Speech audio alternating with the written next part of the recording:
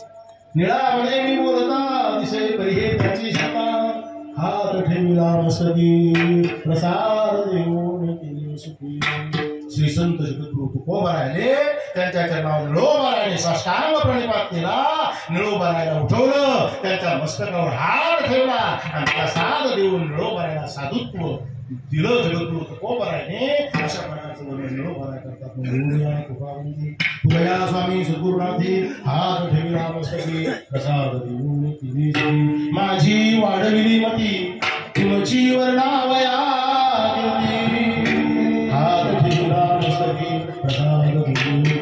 निळा म्हणे मी बोलता, निळा म्हणे मी बोलता, दिसे परी त्याची सत्ता, हात ठेविला मस्तकी, प्रसाद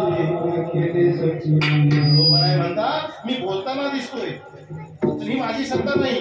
तसं मी म्हणतो श्रीराम महाराज बोलताना दिसत असले तर ही सत्ता माझ्या श्री गुरु भीमसेन बाबांची, श्री गुरु भीमसेन बाबांची, श्री गुरु भीमसेन गुरुची शक्ती आहे. म्हणून वैकुंठवासी पूर्णश्रद्धे गुरु भीमसेन बाबांचा प्रसाद मिळाला म्हणून महाराष्ट्राच्या बाहेर पर्यंत आम्ही जातो. ही त्यांची कृपा आहे, ही साधूची कृपा आहे. आणि साधूची कृपा जीवनात जर व्हावी असं वाटत असेल तर एकच करा, गळ्यामध्ये पवित्र तुळशीची माळ करा, रामकृष्ण हरी मंत्राचा जप करा, एकादशी उपवास करा, आनंदी पैठण पंढरपूरच्या क्षेत्राची वारी करा आणि जीवनामध्ये काहीतरी नियम करा. महाराज म्हणाला काही नित्य नियमाविन अन्न खाये तोची श्वान असं म्हटलंय. म्हणून उठल्यानंतर सकाळी उठल्यानंतर स्नान करावं, सचल असं स्नान करावं, कपाळाला गंध लावावा, कपडे घालावे आणि रामकृष्ण हरी रामकृष्ण हरी रामकृष्ण हरी म्हणावं. कमीत कमी अर्धा तास का होईना भगवंताच्या समोर उभा राहावं, उत्पत्ती लावावी, व्यवहाराजवळ लावावं, उत्पत्ती लावावी आणि भगवंताचं भजन करावं. ओम नमो भगवते वासुदेवाय, ओम नमो भगवते वासुदेवाय, ओम नमो भगवते वासुदेवाय असं कमीत कमी अर्धा तास चिंतन करावं. राहिलेल्या 23.5 तास परमार्थ प्रपंच करा, पण अर्धा तास देवाचा परमार्थ करा, तरच तुमचा उद्धार होईल. नसता आमच्यासारखे महाराज उमळून प्याला तरी काही फरक पडणार. ध्यान धारणा करायला शिका, नामस्मरण करायला शिका, त्याच्याशिवाय आपला उद्धार नाही. एकच करा, पवित्र तुळशीची माळ घाला, रामकृष्ण हरी मंत्राचा जप करा, एकादशी उपवास करा, गणेशवरी गाथा वाचा.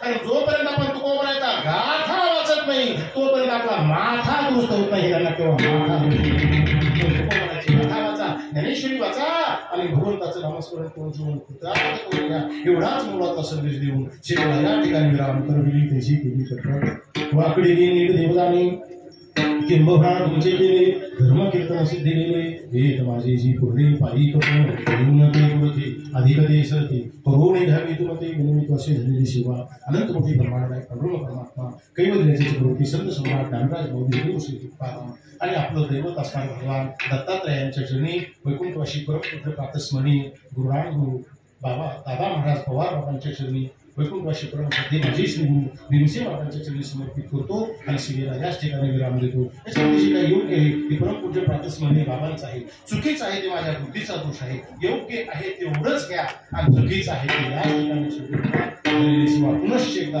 परम परमात्म्याच्या चरणी समर्पित करतो. आणि एक महत्वाची सूचना देतो, आपण प्रतिवर्षाप्रमाणे यात्रा नेत असतो, सत्संग नेत असतो. सद्गुरू भीमसेन महाराज सत्संग मंडळाच्या वतीने आपली या वर्षीची यात्रा रामेश्वर धाम 15 दिवसाचा प्रवास आहे. 2 लक्झरी बसची व्यवस्था आहे, स्लीपर कोच व्यवस्था आहे, 2 टाइम राहण्या खाण्याची व्यवस्था आहे.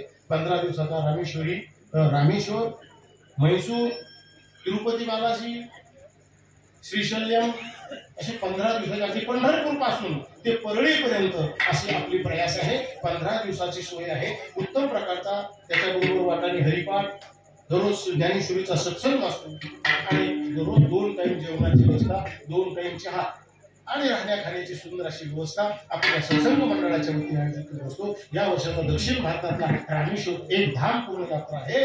त्याच्याकरता तुम्ही म्हणाल मग व्यवस्था काय आमची, त्याच्याकरता स्लीपर कोच गाडी आहे. स्लीपर कोचचा खालच्या सीटाची फीस आहे 18,000 रुपये पर सीट एका माणसाला, जोडीला 36,000 रुपये आणि वरच्या सीटाची प्राइस आहे 16,000, 16×2 32. बाकी तुम्हाला काही करायचं नाही, सगळा व्यवस्था आमच्याकडे आहे. आपल्या 5/5 म्हणजे मे महिन्यामध्ये 5/5/2025 ला आपली यात्रा श्री क्षेत्र दत्त मंदिर संस्थानहून प्रस्थान करणार आहे. ज्यांना कोणाला यायचं असेल जवळजवळ 25-30 सीट, मला किती सीट शिल्लक आपल्याकडे 25 सीट शिल्लक आहे. 25 सीट बुक झालेली आहे. जर कुणाला यायचं असेल तर ताबडतोब आमच्याशी संपर्क करा आणि ऍडव्हान्स भरून आपली जागा रिझर्व करा. एवढंच नम्र निवेदन देतो आणि माझ्या सेवेला विराम.